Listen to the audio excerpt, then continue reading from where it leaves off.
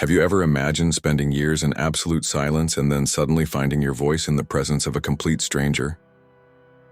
The story of Clara, an 8-year-old autistic girl, daughter of one of the wealthiest families in the city, is not about wealth or status, but about how the improbable can turn into a miracle. It was beside Anthony, a 49-year-old man who had lost everything and was living on the streets, that Clara spoke her very first words. An unlikely encounter, an inexplicable bond, and a final dinner that changed destinies forever. And it is in this powerful moment, where tears blend with smiles and silence turns into words of gratitude, that you are about to dive in. Get ready to discover a story that will touch your soul and make you believe once again in the power of life. But before we continue, make sure to subscribe to the channel and hit the notification bell, because here you will always find transformative stories that can change the way you see the world. Clara Almeida was an autistic girl of only 8 years old, and she already carried within herself a mystery that no one could decipher. Daughter of one of the wealthiest families in the city, she had at her disposal everything money could buy. Renowned doctors, modern therapies, imported toys. Yet nothing seemed to break through the wall of silence that surrounded her since birth. To outsiders, her absence of words looked like simple shyness, but her parents knew there was something far greater happening. Clara's silence was not empty. It was almost like its own language, full of lingering looks, subtle gestures, and small expressions that only those who lived with her every day could interpret. Helena, her mother, often said that her daughter's eyes spoke more than 1,000 rehearsed phrases. In those eyes, there was an intensity that made it clear words were not the only way to communicate. It was like a song that doesn't need lyrics to move you, only melody. Ricardo, her father, lived in an inner battle. On one hand, the frustration of never hearing his daughter's voice. On the other, the almost naive faith that one day she would speak. Many parents project dreams onto their children, wanting them to pursue a career, to shine in sports, to be the pride of the family. But in Ricardo's case, the greatest dream was simple: to hear a daddy from Clara's lips. And this simplicity, paradoxically, was also what hurt the most. Imagine trying to fill a void you don't understand. Helena and Ricardo spent fortunes on therapies and specialists. Each appointment was accompanied by the hope that maybe this time it will work. But they always returned home with more questions than answers. It was like trying to put together a puzzle, only to realize that essential pieces were missing. No matter how long you dedicate to it, the image never comes together. Yet there was a silent strength in Clara that no one seemed to notice. Those who came close to her realized that although she didn't speak, she paid attention to everything. It was as if she absorbed the world in details that adults buried under their worries no longer noticed. A child fascinated by simple things revealed that behind her silence lived an active, sensitive, and attentive mind. Often it is in silence that the greatest transformations begin. Think of a coffee bean. It makes no noise while transforming, but only after being ground and touched by hot water does it reveal the aroma it had always kept hidden. That was Clara, a force in gestation, a potential that had not yet found the right spark to manifest. Clara's silence also challenged social conventions. After all, in a world where we are constantly pressured to express ourselves, to take a stance, to be seen and heard, an autistic girl who didn't say a word seemed almost scandalous. Yet at the same time, there was something profoundly human in it, a reminder that speaking is not the only way to communicate. How many times have a hug, a look, or an unexpected gesture said more than words ever could?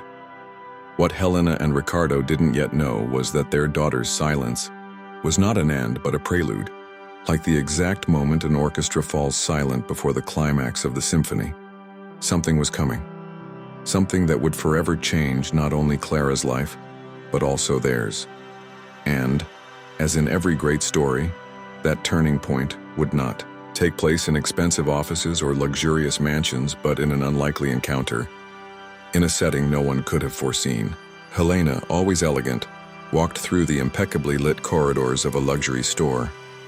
As she tried on dresses and examined displays, Clara waited by her side, seemingly indifferent to that world of opulence. Yet behind her silence, Something kept her alert, as if she were searching for a detail invisible to ordinary eyes. What looked like a routine outing for her mother would, for Clara, become an unforgettable turning point. Outside, sitting on the sidewalk, was Anthony Miller, a man without possessions, but with eyes that carried an entire story. Ignored by the rush of passers-by, he seemed invisible, like so many others living on the streets. To most, he was nothing more than another forgotten figure in the urban landscape. But Clara, with her unique sensitivity, noticed him instantly. It was as if she had found a silent frequency that resonated perfectly with her own. And then the impossible happened. For the very first time, Clara opened her mouth and spoke. Not just random words, but full, clear sentences, directed solely at Anthony. The scene was unbelievable. An autistic girl who had never uttered a sound was now conversing effortlessly with a stranger on the street. Words flowed as though they had been locked inside her, waiting only for that moment to be released. Helena, witnessing it, nearly collapsed from emotion. Her eyes filled with tears, her hands trembled, her heart raced. For 8 years, she had longed desperately to hear any sound from her daughter, and now, amid glittering displays and glass windows, Clara's voice echoed like a miracle. It was as if reality itself had broken through the barriers of logic, offering her a revelation that no doctor had ever been able to provide. The scene drew curious stares. Customers and salespeople stopped what they were doing, intrigued by the girl who spoke naturally, but only to the man outside. There was an almost sacred atmosphere in that moment, as if everyone were witnessing something that transcended explanation.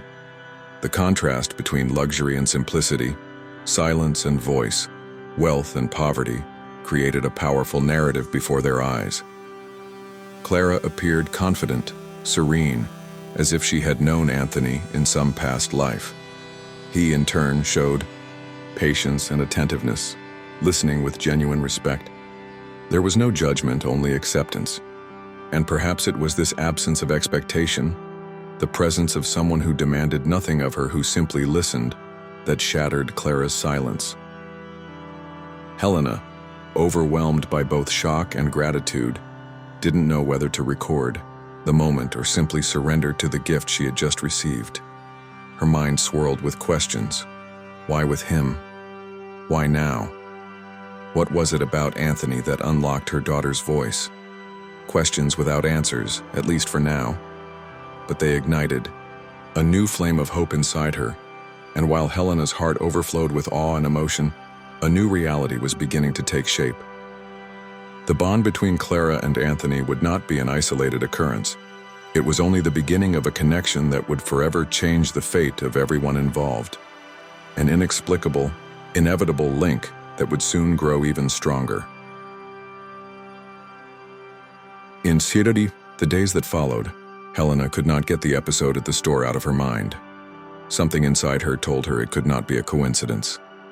So she decided to return to the same place, holding Clara by the hand. A mother's heartbeat, faster, consumed by the hope that the miracle might repeat itself. And, as if destiny had scripted it, there was Anthony, sitting in the very same spot on the sidewalk, silent, as though waiting for that reunion. When Clara saw him, her eyes lit up immediately. She approached without hesitation and, once again, began to speak. Words flowed naturally, but always directed at him. Not a sound escaped when her parents tried to interact. Only in Anthony's presence did her voice become clear, steady, almost magical. It was as if he held the key to a vault no one else had ever been able to unlock. Helena watched with restrained tears, torn between astonishment and gratitude. She knew something greater than any medical explanation was unfolding before her. An invisible force linked her daughter to this man, whom the world judged invisible. With every phrase Clara spoke, the mother became more convinced that she needed to understand who Anthony was and what role he would play in her family's destiny. Ricardo, on the other hand, reacted with disbelief. When Helena showed him the video she had recorded of the moment, he simply could not believe his eyes. His logical, rational mind refused to accept that his daughter, after 8 years of silence, had chosen a complete stranger from the streets to speak to. To him, it seemed like a trick of perception, a trap set by desperate hope. But the more he tried to deny it, the louder the facts shouted before him. Clara not only spoke with Anthony, she trusted him, smiled at him, felt safe in his presence. And that kind of surrender could not be fabricated. It was genuine, springing from the very core of her being. Ricardo, though resistant, began to see that the bond could not be ignored. It was an inexplicable bond, as profound as it was unpredictable. An unlikely encounter that defied logic but revealed a simple truth. The most powerful connections are not always those reason can justify. More often than not, it is in the improbable that life hides its greatest secrets, and Clara had chosen Anthony as her bridge to the world. The contrast between their worlds was striking. On one side, Clara, the daughter of a wealthy family surrounded by resources. On the other, Anthony, a man marked by poverty and the streets. And yet, when they were together, the difference vanished. There were only two human beings who, in some mysterious way, recognized one another. It was proof that the language of the soul does not obey social rules. While the city's silence carried on indifferently, Helena and Ricardo realized they were facing a mystery larger than themselves. Clara's voice, which had once seemed impossible, had found a channel, and what no one could have imagined was that this channel would lead the family to decisions that would change their lives forever. On the fifth meeting, something unexpected bloomed from Clara's innocence. While speaking with Anthony, her eyes sparkled differently, as if guided by an invisible impulse. Then, with the natural ease of someone asking for a hug, she invited him to have dinner at her home. The simple phrase, wrapped in tenderness, struck Helena and Ricardo like lightning. They had never imagined such a possibility. Helena felt her heart tighten. Between the fear of social judgment and the desire to see her daughter happy, doubt lingered. Would it be safe to open the doors of the mansion to a homeless man? But when she looked at Clara, she realized that denying the request would be like closing the window that finally allowed light to enter the girl's silence. Emotion spoke louder than caution. Ricardo, on the other hand, hesitated deeply. His practical mind immediately raised barriers: security, reputation, risk. Yet watching his daughter smile for the first time in so long, his resistance began to weaken. It was not just a childish request, but a symbolic gesture. The desire to share the family's most intimate space with the man who somehow had freed her voice. The contrast between their worlds was striking. On one side, the sophistication of one of the city's most powerful families. On the other, a man scarred by life on the streets, his face bearing the weight of loss. And still, in that innocent invitation, Clara revealed a wisdom beyond her years. The dinner would not be just a meal, but an encounter between worlds destined to intertwine. Helena and Ricardo exchanged glances torn between fear and emotion. It was like standing at a crossroads where any choice would alter the family's path. And in that moment, they understood that sometimes one must abandon the script of logic to write new stories. Clara was not asking for luxury. She was asking for affection. She was, unknowingly, asking her family to embrace a destiny greater than themselves. Anthony, upon hearing the invitation, stayed silent for a few seconds. His tearful eyes reflected disbelief, as if unsure whether he deserved it. For a man who had lost almost everything, being invited to the table of a family so far removed from his reality seemed impossible. But Clara's sincere gaze made him understand that it was not about status. It was about belonging. The scene seemed charged with invisible symbolism. Clara, only 8 years old, was building a bridge between worlds that would never have touched without her. And in that simple gesture, everyone realized that something greater was guiding her steps. Something beyond human logic, something close to the divine. And so, with trembling hearts, Helena and Ricardo decided to make the invitation official. A simple dinner became a milestone, a chapter that would open the door to deep revelations. What they did not yet know was that, at that table, wounds, pains, and memories would resurface. capable of changing everything they believed about themselves and about Anthony. Dinner arrived, and the Almeida family's table had never witnessed anything like it. There was no exaggerated luxury of social events, but rather an atmosphere of expectation and emotion. Clara watched Anthony with shining eyes, as if waiting for him to share something precious. The initial silence was broken when Helena gently asked him to tell his story. Anthony took a deep breath as though preparing to open an old wound. He explained that his life had once been very different. He had been married to Margaret, a sweet and determined woman, and together they had a daughter named Amy. For years they had built a simple yet loving home, but an unexpected tragedy changed everything. Margaret died in a car accident, leaving behind an impossible void. With the loss of his wife, Anthony fell into a spiral of grief. He said the days dragged on, and the nights were unbearable. Depression consumed him to such an extent that he was unable to keep custody of his daughter. Amy was then taken in by her maternal grandmother, a woman with a generous heart who did everything she could to fill the absence of the parents. But fate still had more trials in store. When Amy's grandmother passed away, no one could locate Anthony. Lost in his own sorrow, he no longer had the strength to rise again. As a result, the girl was given up for adoption. At this point in his story, Anthony's voice faltered, and his eyes filled with tears. Clara, sensitive to his pain, leaned toward him as though offering the comfort of a silent embrace. Helena and Ricardo listened quietly, deeply moved. The man before them was not just a homeless wanderer. He was a father broken by life, someone who had lost not only his wife and daughter, but also his own hope. This completely changed the way they saw him. The weight of his pain now lay across their table. Anthony explained that after so much loss, the streets became the only place he could find refuge, not because he wanted them, but because he no longer believed in himself. He lived on memories, clinging to every detail of Margaret and every smile of Amy. Even in misery, he held on to those memories as if clinging to a plank in the middle of the ocean. Ricardo, usually reserved, could not hide his emotion. He recognized in Anthony's words something that transcends social class: the fragility of human beings in the face of grief. He realized that this man, once invisible, carried an unexpected greatness forged through survival. Helena, meanwhile, felt that his presence in their lives was no coincidence. Clara, listening to every word, seemed even more connected to Anthony.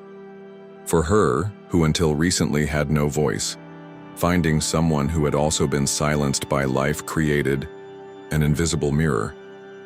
And at that dinner, they all understood that Anthony was not just a guest, but an essential piece in the puzzle that was beginning to take shape. After that night, the silence in the Almeida mansion was no longer the same. Anthony's story echoed through every corner, as if the walls themselves had absorbed his pain. Helena and Ricardo spent hours in deep conversation, trying to grasp the meaning of what they had witnessed. Every time they looked at Clara, they knew they could not simply turn the page. Destiny had placed them before a calling they could not ignore. Helena was the first to voice what she felt. She said she no longer saw Anthony as just an unlikely guest, but as someone who needed a second chance.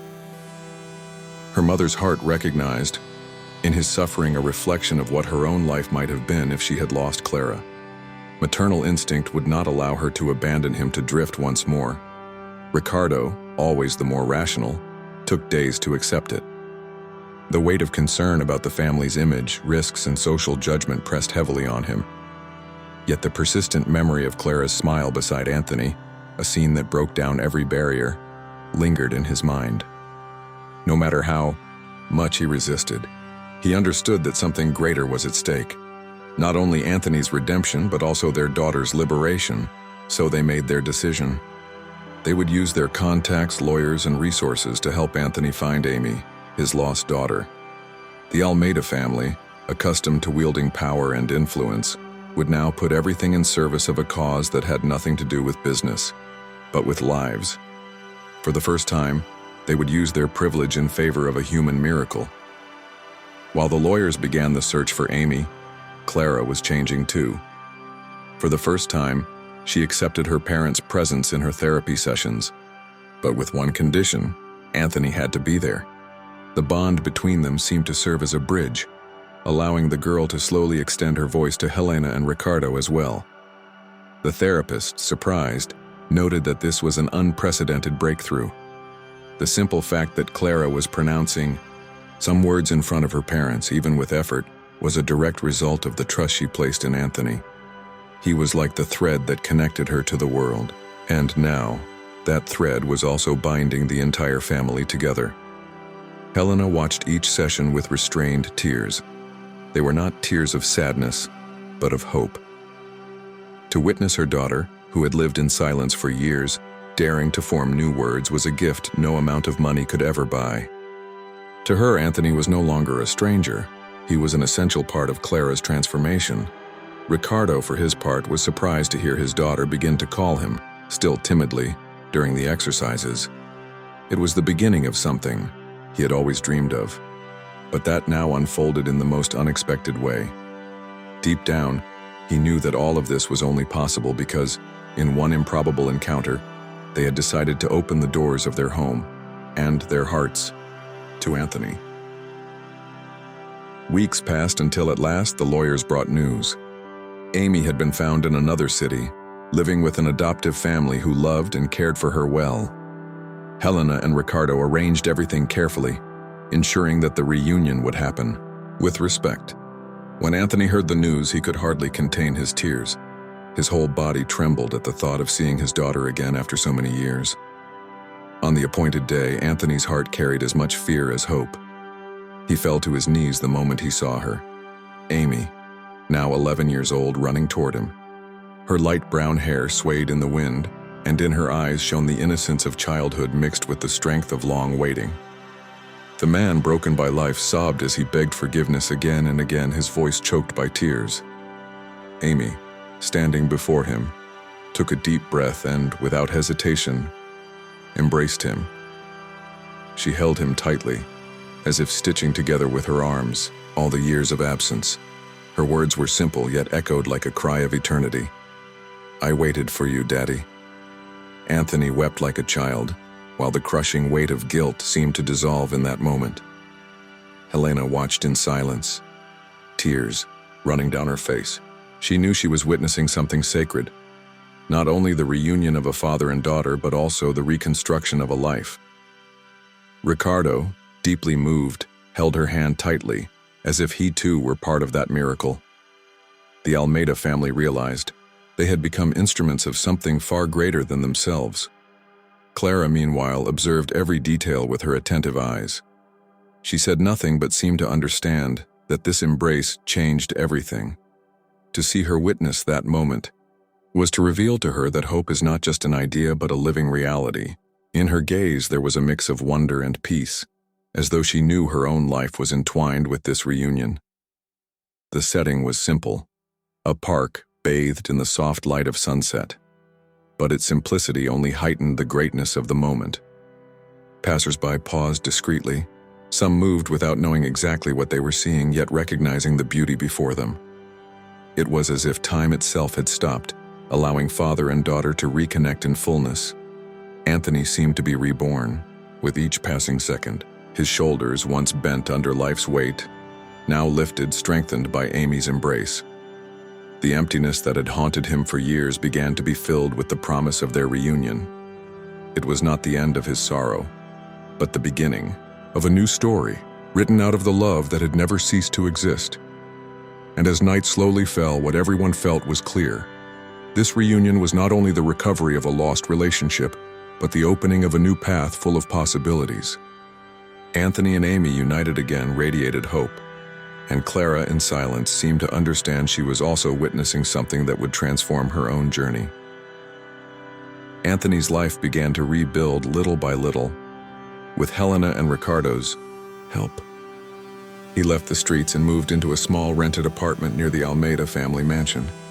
Though modest, that space represented dignity, a new beginning he once thought impossible.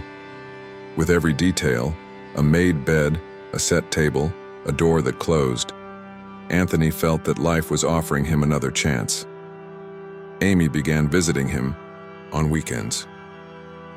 The girl, who carried invisible scars from her father's absence, now lived moments that seemed to mend the past. Days with her father were filled with long conversations, timid laughter, and tight hugs, as if they were trying to make up for everything they had lost. For Anthony, each visit was an infusion of hope, a reminder that he could still be the father Amy deserved.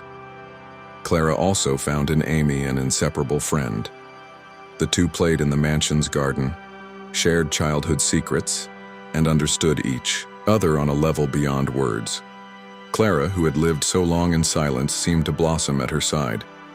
It was as if Amy had become not only a friend, but also a bridge helping Clara open herself more to the world. Helena watched these scenes with indescribable emotion. To see her daughter interacting, laughing, and sharing childhood with another girl was like witnessing a daily miracle. Her mother's heart filled with gratitude, not only for Clara but also for Anthony and Amy, who had become part of something greater, a family formed beyond blood ties. Ricardo, in turn, discovered in Anthony an unlikely friendship. The man he once saw as a stranger was now someone with whom he shared serious conversations, comfortable silences, and even advice. With each encounter, he learned that true wealth was not in assets, but in connections that transform lives. Deep down, he felt that Clara had been the real mentor for them all. Routine took on new meaning. Simple family dinners became gatherings of laughter and stories. Amy ran through the hallways, Clara followed, and Anthony sat at the table as though he had always belonged there. What had once been a house marked by silence was now a home full of voices, sounds, and new memories being created. For Clara, every word spoken with her parents was a triumph. For Amy, every visit was a victory against lost time. For Anthony, every smile was redemption. And for Helena and Ricardo, each scene was proof that the greatest riches are not found in safes or investments, but in people we choose and embrace. The bonds that emerged were more than friendships. They were a family being redrawn by destiny. Each had lost something along the way, but together they discovered that life, generous in its surprises, can give back double when least expected. And in that improbable circle of affection, they all knew something extraordinary was only just beginning. With Anthony and Amy now part of her life, Clara began to open up in ways no one had imagined. The silence that once surrounded her was no longer an unbreakable wall, but a veil slowly lifting. Through small gestures and short phrases, she started interacting with Helena and Ricardo, creating moments that seemed simple but, for them, were priceless treasures. Helena never forgot the day she heard Clara say "Mommy" for the first time. It happened on a sunny morning as she gently brushed her daughter's hair. The word came out soft, almost timid, but it was enough to bring endless tears. In that instant, the weight of years of waiting transformed into gratitude and hope. Ricardo also experienced his own miracle. During one of Clara's therapy sessions, she looked at him, smiled, and murmured, "Daddy." It was a simple sound, but one filled with meaning. The man who had always remained strong through everything could not hold back his tears. He felt not only recognized but embraced in a way he had never experienced before. Each of Clara's words was like a step toward a new world.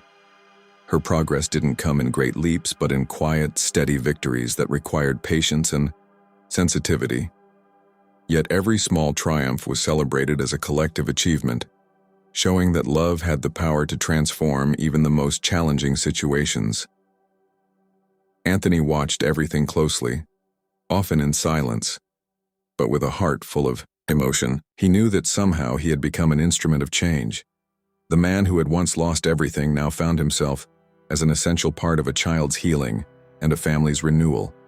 In his simplicity, he recognized that life had placed him exactly where he was meant to be. Amy, in turn, not only grew closer to Clara but also witnessed and shared in her transformation. By her friend's side, she discovered the value of support, of listening, of simply being present. The two girls, united by improbable ties, were building a friendship that was also a shared process of healing. Helena and Ricardo realized they were witnessing a miracle in stages. It was not something that could be explained by science, diagnoses, or predictions. It was life manifesting in its purest, most mysterious form, showing that love, acceptance, and presence are forces capable of moving invisible mountains. Day by day, Clara's voice grew stronger, revealing that the transformation was not hers alone but touched everyone around her. The silence that once defined the house was now replaced by words, laughter, and above all, the certainty that they had found a new meaning in life. And even in the midst of so many victories, they all felt that the best was yet to come. Months later, Helena decided to organize a special dinner. There was no extravagant luxury, no ostentation typical of high society events. Only a simple table, carefully set, filled with affection. The atmosphere carried a warm tone, as if every detail had been prepared not to celebrate material wealth but the presence of those who now formed a new family. At the table sat Clara, her parents, Anthony, and Amy. It was an unlikely, yet perfect circle, marked by glances of complicity and discreet smiles. Clara, who once hid behind silence, now participated with small gestures, her radiant expression reflecting the transformation everyone had witnessed over the past months. The dinner was not about food, but about reunions, rebuilding, and bonds strengthened. Throughout the evening, laughter filled the space. Amy told funny stories from school, Ricardo made witty remarks that brought smiles to all, and Anthony, though timid, shared memories of his youth. Helena observed every detail with tearful eyes, feeling fulfilled as she realized that her home, once marked by silence, now pulsed with life and hope. Then, in an unexpected gesture, Clara stood up, her eyes fixed on Anthony, and for a moment, silence reigned. Everyone waited, attentive, as though sensing something extraordinary was about to happen. And then, with a steady, gentle voice, Clara said, "Thank you, Uncle Anthony. You taught me how to speak." Emotion overtook the table. Helena wept quietly, squeezing Ricardo's hand as he struggled to hold back his tears. Anthony covered his face with his hands, overcome with surprise and gratitude, while Amy embraced him tenderly. That simple thank you carried within it the revelation that in the midst of pain and loss, life had found a way to bloom again. Ricardo looked at Helena, and in that instant, both knew they were witnessing a miracle. Not only the miracle of Clara's voice, but the miracle of having found a new family in the most improbable way. Anthony, who had once lost everything, now received more than he could have imagined: love, belonging, and the chance to start anew. The dawn, children, free of any burden, returned to the garden to play after dinner. Clara and Amy ran under the stars, laughing as though the world belonged only to them. Meanwhile, Anthony watched from a distance, tears in his eyes and a serene smile on his face, feeling in his heart that after all the years of darkness, he had finally found his place. In that moment, time seemed suspended. What united those people was not blood, but choice. Choices to love, to forgive, to believe again. That simple table had transformed into an altar of life, where they all celebrated not only the past they had overcome, but the future they could now dream of together. Now that you've followed this journey, I need to ask you, how many times have you stayed silent in front of opportunities that could have transformed your life? Clara found her voice in the most unlikely place, and that shows us that often the change we long for comes when we make room for the unexpected. Are you willing to look beyond the obvious and embrace what may seem improbable but has the power to change everything? The choice is yours, to keep living on autopilot or to decide to transform your own story. And if you want to keep discovering stories that inspire, move, and prove that life can always surprise you, subscribe to the channel now and turn on notifications. Don't miss the chance to receive content that could be the push you've been waiting for to take the next step toward the life you deserve.